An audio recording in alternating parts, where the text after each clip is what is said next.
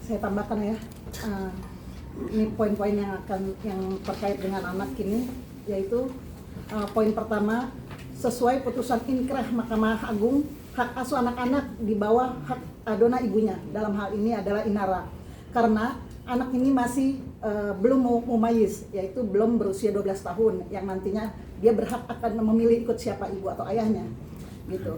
Dan ini juga sudah pertimbangan dari majelis hakim yang melihat bukti-bukti pada saat persidangan, dikarenakan ayahnya waktu itu ada bukti kekerasan terhadap anak dan bukti-bukti perselingkuhan, ya. Yang kedua, nafkah anak itu dipenuhi oleh Virgon sejak putusan pengadilan agama turun, yaitu 10 November 2023. Itu adalah suatu kewajiban sebagai seorang ayah kandung dan sebagai warga negara yang baik yang harus tunduk pada keputusan pengadilan sampai anak-anak ini berusia 21 tahun.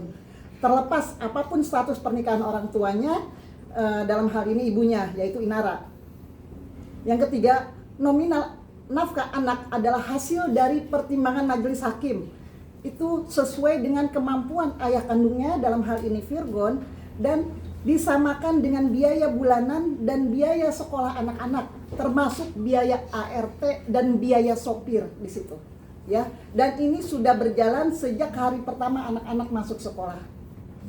Keempat, selama ini Virgon tidak pernah dilarang untuk bertemu, bermain, berkunjung, ataupun dibawa menginap oleh Virgon. Tapi dalam hal ini dibatasi tidak boleh lebih dari 2 hari. Dikarenakan apa? Dikarenakan adanya pertimbangan kesehatan dan keselamatan anak-anak, yakni tidak diperbolehkannya membawa anak ini menginap dari 2 hari, mengingat saudara Virgon adalah dulunya pemakai narkoba, ya. Bukti jejak digital itu sudah ada, ya, banyak. Poin 5, hingga saat ini syarat Virgon untuk diperbolehkan ikut mengasuh anak-anak yaitu surat keterangan selesai masa rehabilitasi dari rumah sakit KKO dan dari surat psikiater forensik sebagai tanda ia siap secara mental untuk mengasuh anak-anak, dan itu belum diserahkan dan belum diberikan atau dikasih unjuk ya kepada ibunya, dalam hal ini Inara. Tanggal 22 November 2025, Virgon membawa anak-anak tanpa seizin orang tua pengasuhnya, dalam hal ini ibu kandungnya yaitu Inara, dan hingga saat ini Inara dipersulit akses untuk menemui atau bahkan sekedar video call untuk anak-anaknya, dan tidak diberikan akses untuk menjemput anak-anaknya di sekolah. Bahkan neneknya dari anak-anak tersebut, yaitu ibu kandungnya Inara, itu tidak diberikan akses untuk melihat atau menjenguk anaknya, dan kami ada bukti chat WA-nya.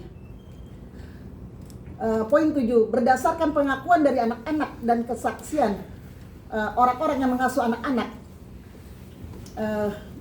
bahwa mereka diberikan akses internet tanpa batas,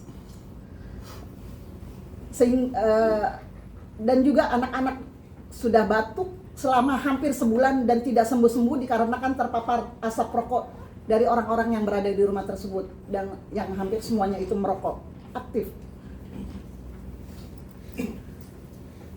Poin 8, berdasarkan laporan perkembangan hasil psikotes psikolog anak, pengakuan anak-anak tersebut di atas, dan berita hoax dan hate speech terhadap Inara yang disampaikan oleh Ibu Eva Manurung di media, hingga saat ini jejak digital masih tersebar, mengakibatkan anak-anak mengalami penurunan kondisi psikis dan kesehatan secara signifikan.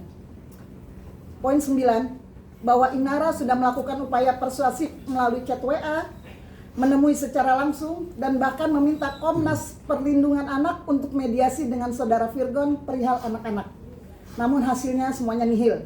Maka demi hukum dan demi kebaikan anak-anak tersebut, kami selaku kuasa hukum akan melanjutkan dan bertindak tegas melanjutkan langkah-langkah hukum berikutnya untuk bisa merealisasikan putusan dari Mahkamah Agung, yaitu bahwa hak asuh anak-anak masih secara de facto masih berada di dalam asuhan Ibu Inara. Seperti itu aja ya penambahan dari saya. Bang, izin bang, tadi kan